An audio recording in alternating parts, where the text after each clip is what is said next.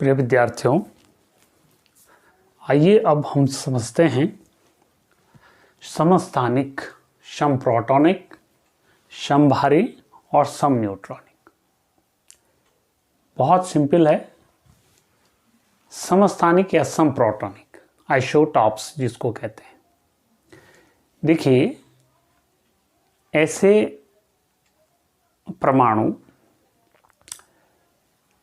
जिसके परमाणु क्रमांक या जिसमें प्रोटॉन की संख्या समान होती है, यानी परमाणु क्रमांक या प्रोटॉन की संख्या समान, उसे हम क्या बोलते हैं? समप्रोटॉनिक या समस्थानिक कहते हैं। अब देखिए कैसे। जैसे हाइड्रोजन के 3 समस्थानिक है, 1H1, 1H2, 1H3। ठीक है, तो इसमें आप देख रहे होंगे ये नीचे वाले क्या होते हैं? प्रोटॉन की संख्या या परमाणु क्रमांक की संख्या। अभी मैं पीछे बताया आपको। और ऊपर क्या होता है? परमाणु भार या, ठीक है, परमाणु भार या उस तत्व का एटॉमिक वेट कितना है उसे हम कहते हैं। तो जिसमें परमाणु क्रमांक और प्रोटॉन की संख्या तो समान, लेकिन परमाणु भार क्या होता है? भिन्न भिन्न होता है, उसे हम क्या बोलेंगे? समस्थानिक कहेंगे या समप्रोटॉनिक कहेंगे। जैसे 1H1, 1H2। ऐसे ही देखिए, अब जैसे ऑक्सीजन में है तो ऑक्सीजन के भी 3 समस्थानिक होते हैं। अब आप देखेंगे कैसे। 8O16, एक 8O17, 8O18। देखिए, हाइड्रोजन के 3 समस्थानिक हो गए। तो 3 रूपों में जो है हाइड्रोजन प्रकृति में आपको देखने को मिल सकता है। ऐसे है क्लोरीन के जो है 2 समस्थानिक होते हैं, और वो होता है 17Cl35 एंड 17Cl37। कई तत्व हैं। ऐसे नियोन है, नियोन के भी जो है 3 समस्थानिक होते हैं, 10Ne20, 10Ne20, 10Ne21 और 10Ne22। तो अब आप समझ रहे होंगे कि ये नीचे वाला क्या है? ये सेम है सबका। देखो, ये 17, 8, 8, लेकिन ऊपर वाले क्या है? डिफरेंट है। यानी नीचे परमाणु क्रमांक या प्रोटॉन कहेंगे इसको, प्रोटॉन की संख्या समान, या परमाणु क्रमांक समान, लेकिन परमाणु भार क्या है? भिन्न है। जबकि है ये क्या? एक ही तत्व के हैं। ये भी एक तत्व के हैं, ये भी एक तत्व के हैं। ऐसे ही क्या होता है? यूरेनियम जो है प्रकृति में 2 समस्थानिकों के रूप में मिलता है। अभी हम आगे भी बात करेंगे इसके लिए। 92, 235 एंड यूरेनियम 92, 238। तो इस प्रकार से समस्थानिक हो गया कि जिसके परमाणु क्रमांक या प्रोटॉन की संख्या समान, लेकिन परमाणु भार क्या होता है? उसका डिफरेंट होता है, अलग अलग होता है। उसे हम क्या बोलेंगे? समस्थानिक या समप्रोटॉनिक कहेंगे। अब आता है यहां पर समभारी। समभारी किसे कहेंगे साहब? देखिए, समभारी हम उसको कहेंगे, उन परमाणु को हम समभारी कहते हैं जिसमें परमाणु क्रमांक की संख्या तो अलग अलग होती है, लेकिन परमाणु भार क्या होते हैं? समान होते हैं। या उसको थोड़ा और ढंग से और अच्छे ढंग से हम क्या कह सकते हैं? परमाणु क्रमांक,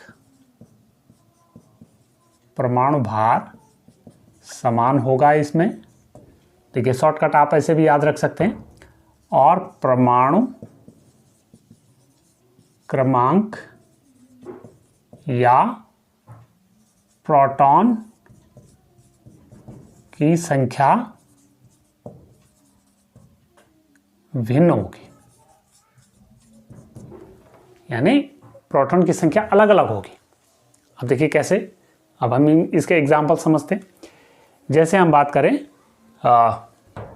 1H3 और 2He4।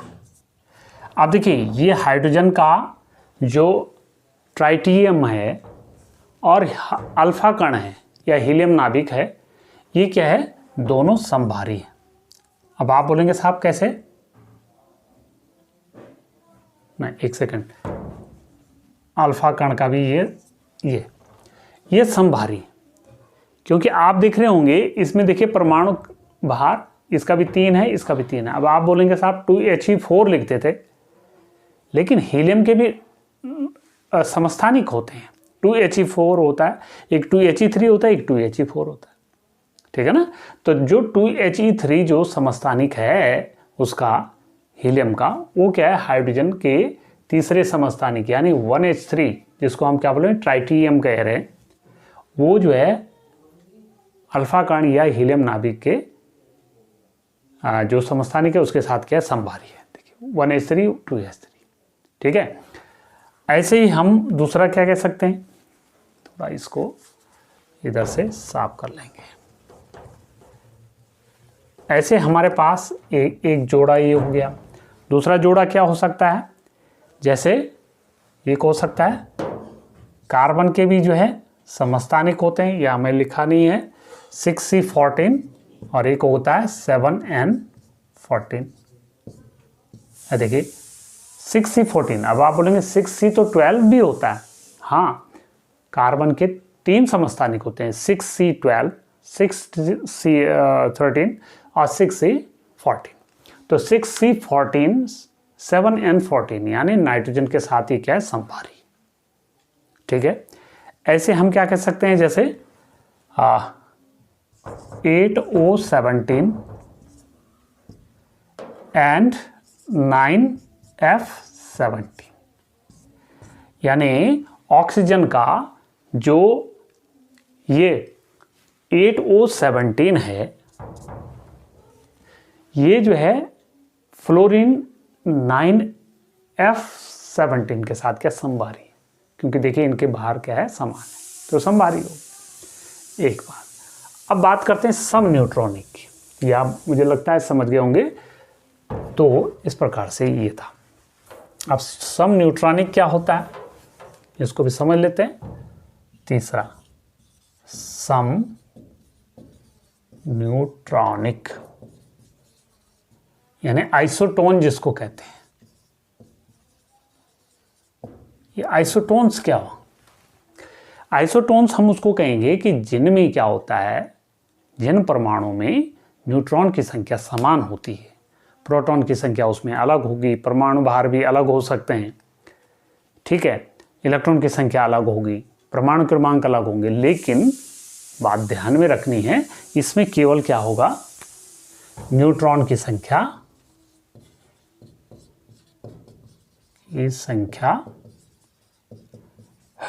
समान। अब आप समझ रहे होंगे, हमने समस्थानिक बताया आपको। समस्थानिक में क्या था, परमाणु क्रमांक या प्रोटॉन की संख्या समान, लेकिन परमाणु भार अलग अलग। समभारी में क्या था, परमाणु भार तो समान, लेकिन परमाणु क्रमांक या प्रोटॉन की संख्या अलग अलग होगी, यानी भिन्न होगी। लेकिन सम न्यूट्रॉनिक में क्या होगा, न्यूट्रॉन की संख्या तो समान, लेकिन उसमें प्रोटॉन की संख्या, उसमें इलेक्ट्रॉन की संख्या, परमाणु क्रमांक क्या होंगे, उसमें अलग अलग होंगे। अब कैसे, जैसे एग्जांपल, जैसे 3Li7 और दूसरा इसके साथ क्या है, 8Be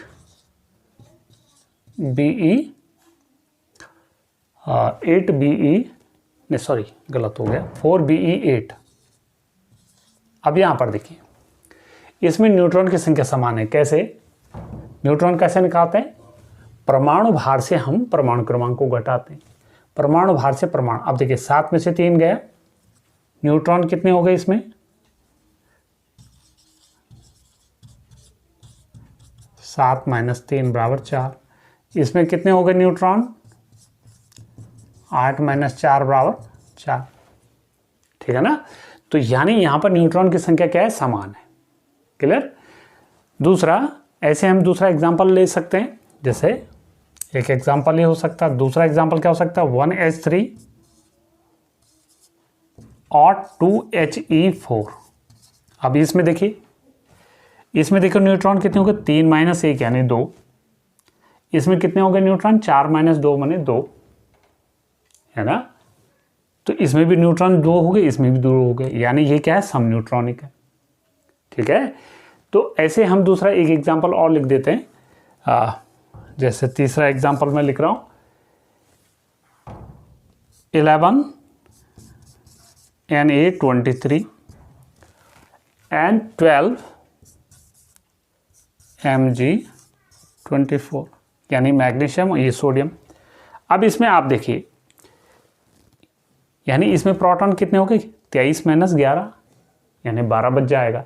यानी इसमें न्यूट्रॉन कितने हो गए, 12 हो गए।